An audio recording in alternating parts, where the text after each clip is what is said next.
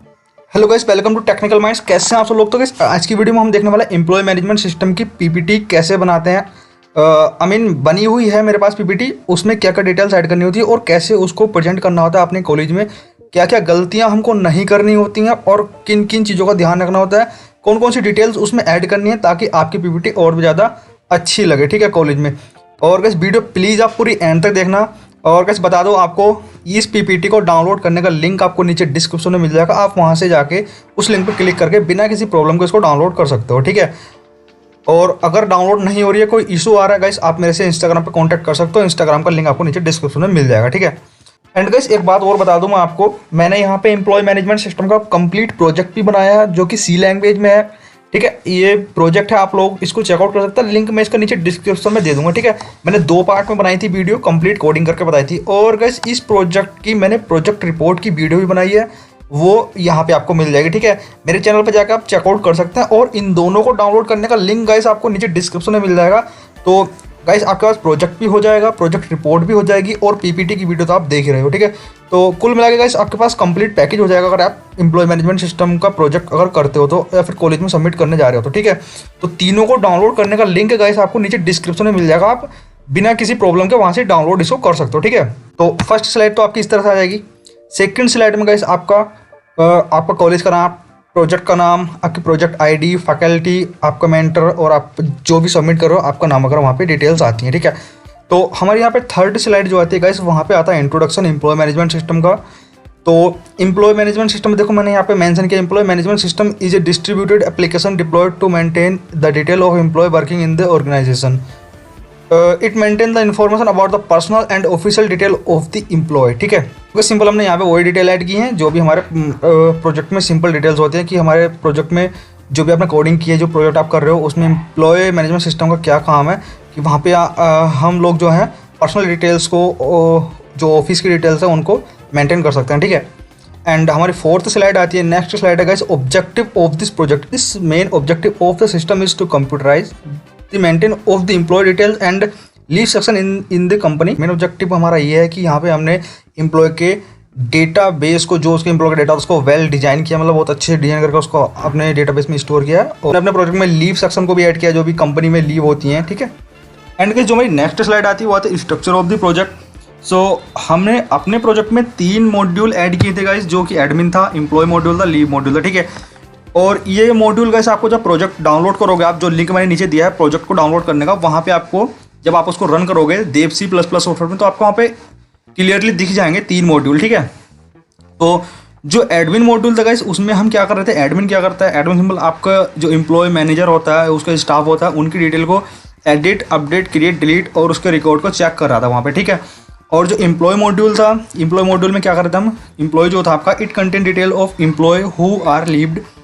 जो भी लीव पर हैं वो अपनी डिटेल वहाँ पे ऐड कर सकते हैं, मतलब एम्प्लॉय अपनी लीव को अप्लाई कर सकता है वहाँ पे, अपनी डिटेल चेकआउट कर सकता है, अपनी अटेंडेंस की डिटेल चेकआउट कर सकता है वहाँ पे जाकर, ठीक है। और अपनी सैलरी स्लिप को भी चेकआउट कर सकता है एम्प्लॉय। और जो लीव मॉड्यूल था गाइस, वहाँ पे leave module is used to generate leave report only, ठीक है। And guys in the next slide I have mention purpose of the project, ठीक है। हमारे प्रोजेक्ट का जो पर्पस था वो ये था कि हमारी सैलरी को कैलकुलेट कर सके, अटेंडेंस को वहाँ पे इजीली मार्क कर सके हम लोग, और अपनी जो एम्प्लॉय की डिटेल होती हैं उनको इजीली हम वहाँ पे चेकआउट कर सकें, ठीक है। एंड जो requirement of the project, next slide आती है, हम अपने प्रोजेक्ट को जब भी रन करेंगे तो उसमें क्या क्या रिक्वायरमेंट होना चाहिए, विंडो XP या फिर 10 होना चाहिए। तो गाइस विंडो XP की जगह आप यहाँ विंडो 8 या फिर विंडो 11 कर सकते हो आप, ठीक है। क्योंकि ये प्रोजेक्ट रिपोर्ट मैंने तब बनाई थी, मतलब कुछ टाइम हो गया इसको बनाए हुए, तो तब मैंने XP यहाँ पे यूज़ कर रखा था, ठीक है। और रजिस्ट्रेशन विद द सिस्टम, आपको अपने सिस्टम में रजिस्टर होना चाहिए, authorise website, user name and password, आप ये यूज़ कर सकते हो। आप लोग एडिट भी कर सकते हो इस पीपीटी को जब आप डाउनलोड करोगे तो, ठीक है। डाउनलोड करने का लिंक आपको नीचे डिस्क्रिप्शन में मिल जाएगा guys. And feature of the project, क्या फीचर आते हैं हमारे नेक्स्ट स्लाइड में, फीचर को ऐड करना होता है गाइस। तो एम्प्लॉय मैनेजमेंट सिस्टम EMS, मतलब employ management system is window based employ management software, provide password facility for different user to ensure high level of security, ठीक है। एंड नेक्स्ट आती है गाइस हमारी line, single database management system था हमारे project में, क्योंकि यहाँ पे हमने मल्टीपल डेटाबेस यूज नहीं किया, सिंगल डेटाबेस यूज किया था, और वो हमारा फाइल हैंडलिंग था, ठीक है। आप लोग MySQL अगर यूज किया तो MySQL भी लिख सकते हो। It is completely user friendly employ management software, it is avoid data manipulation और huge data storage with less computer memory. ये हमारे सब फीचर थे कि हम कंप्यूटर की मेमोरी को बहुत लेस कर रहे हैं और ह्यूज डेटा स्टोर कर रहे हैं, मोर एफिशिएंट है, रिलायबल है एंड डेटा मैनिपुलेशन है। तो ये सब हमारे जो होते हैं इसके फीचर थे। और एडवांटेज ऑफ द प्रोजेक्ट, क्या एडवांटेज थे गाइस? एडवांटेज आप अपनी तरफ से ऐड भी कर सकते हो, जैसे कि मैंने यहाँ पे ऐड किया था, avoid human storage with less computer memory. मतलब कि हम यहाँ पे ह्यूमन स्टोरेज मतलब कि यहाँ पे मेन मतलब गाइस ये है कि जो वर्क ह्यूमन करता है वो अब कंप्यूटर करेगा, ठीक है। And provide computerise system for maintaining record, और मतलब काफ़ी सारे जो भी यहाँ पे मैंने लिखे हैं वो आप एक बार पढ़ सकते हो, खुद भी लिख सकते हो गाइस, ठीक है। मतलब कि minimum hand written work from admission to leave company, मतलब कि जब कोई एम्प्लॉय कंपनी में आता है तब से लेके और जब तक वो लीव करता है फिर निकलता है कंपनी में से, तब तक का सारा डेटा हम हैंड रिटन ना करके उसको कंप्यूटराइज कर रहे हैं, ठीक है। तो ये सभी डिटेल हमने एडवांटेज में लिखी थी। बाकी आपको गाइस यहाँ पे देखो, मैंने वीडियो स्टार्ट करने से पहले बताया था आपको स्टार्टिंग में क्या गलती नहीं करनी होती है। और कुछ लोग यहाँ पे बहुत सारी इमेजेस ऐड करते हैं, और गाइस कुछ लोग तो यहाँ पे कुछ स्टूडेंट क्या करते हैं, वो जो प्रोजेक्ट के स्क्रीनशॉट होते हैं आउटपुट के वो ऐड करते हैं। भाई वो ऐड नहीं करने होते हमको, क्योंकि वो तो आप प्रोजेक्ट रिपोर्ट में ऐड करोगे ना स्क्रीनशॉट, पीपीटी में ऐड थोड़ी करता है। पीपीटी में तो सिंपल आप उसके डायग्राम और उसकी डिटेल्स ऐड करते हो कि जब आप किसी को समझाओगे, पीपीटी का मतलब किसी को समझाना प्रोजेक्ट, जब आप समझा रहे हो तो अगले को समझ में आना चाहिए, उसको स्क्रीनशॉट दिखाने का कोई मतलब नहीं होता। स्क्रीनशॉट वो प्रोजेक्ट रिपोर्ट में दिखाते हैं टीचर को, ठीक है। तो वो हमको ऐड नहीं करने, सिंपल हमको डायग्राम एक ऐड कर देना है, जो हमारे एम्प्लॉय था उसका नेम आईडी और वर्क, प्रोजेक्ट यूज़र और उसकी मशीन वगैरह आईडी, मतलब इस तरह का डायग्राम ऐड कर सकते हो आप सिंपल अपने प्रोजेक्ट का डायग्राम, ठीक है। फिर आता है आपका next limitation of the project. क्या लिमिटेशन है आपके प्रोजेक्ट की? प्रोजेक्ट कहाँ पे ब्रेक हो सकता है वो लिख सकते हो। एक दो टेस्ट केस की डिटेल यहाँ पे लिख सकते हो आप, अगर आप लिखना चाहते हो तो लिमिटेशन क्या थी? This software will run on a single PC, आप डबल पीसी पे यूज़ नहीं कर सकते एक साथ। और admin and employ have to sit on the same PC. ऐसा नहीं गाइस एडमिन दूसरे सिस्टम पे बैठा है और एम्प्लॉय जो मतलब यूज़ कर रहा है वो दूसरे सिस्टम पे यूज़ कर रहा है।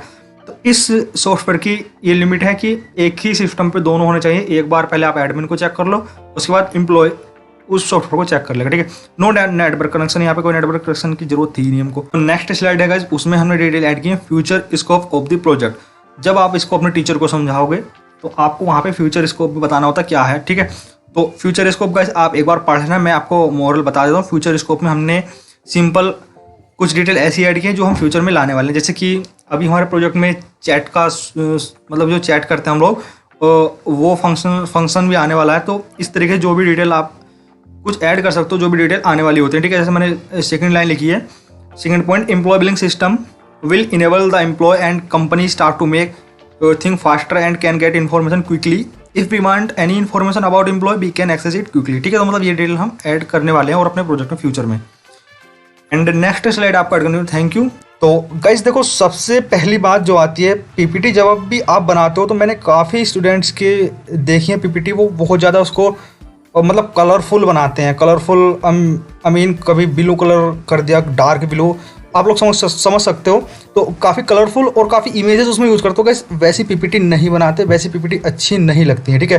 बिल्कुल सिंपल पीपीटी रखनी है, सिंपल फॉन्ट रखने हैं, ये चीज़ बहुत ज़्यादा मैटर करती है अगर आप एक प्रोफेशनल पीपीटी बना रहे हो तो, ठीक है। तो गाइस आज की वीडियो में तो इतना ही था। और गाइस सिंपल आपको बता दूं, मैंने अपने चैनल पे काफ़ी सारे प्रोजेक्ट्स बनाए हैं जावा के। अगर आपको जावा सीखनी है, जावा लर्न करनी है, लाइन टू लाइन मैंने कोड करके बताया, प्लीज़ जाकर उनको जरूर चेकआउट करो। क्योंकि कुछ लोग ये बोलते हैं गाइस हमारे रिज्यूमे में ऐड करने के लिए कोई प्रोजेक्ट ही नहीं है, इंटरव्यू के लिए जाते हो कि कोई प्रोजेक्ट है ही नहीं, हमारे नाम से आता प्रोजेक्ट बनाना। तो गाइस आप ये प्रोजेक्ट देख के सिंपल उनको बना सकते हो अपने सिस्टम में। जब आप एक बार एक प्लेलिस्ट देख लेते हो किसी भी एक प्रोजेक्ट की, तो आपको प्रोजेक्ट बनाना भी आ जाएगा और उसके बाद आप इसी प्रोजेक्ट को अपने रिज्यूमे में ऐड भी कर सकते हो। और जब इंटरव्यूअर आपसे इस प्रोजेक्ट के बारे में पूछेगा तो जो मैंने बताया सिंपल आप वही बता सकते हो, क्योंकि मैंने बिल्कुल हिंदी में एक्सप्लेन किया है लाइन बाय लाइन कोड करके गाइस। और मैंने यहाँ पे एचआर इंटरव्यू की सीरीज भी बनाई है। जो भी क्वेश्चन एचआर पूछते हैं मोस्टली वो सभी क्वेश्चन मैंने बनाए हैं यहाँ पे, उनको भी जगह चेकआउट जरूर करना, तो आपका इंटरव्यू तो क्लियर हो जाएगा 100%, ठीक है। और कोई इशू हो तो इंस्टाग्राम पे जाकर मेरे साथ डायरेक्ट कॉन्टैक्ट कर सकते हो, मैं आपकी कंप्लीट हेल्प करूँगा, ठीक है। तो गाइस वीडियो यहाँ का बहुत बहुत धन्यवाद।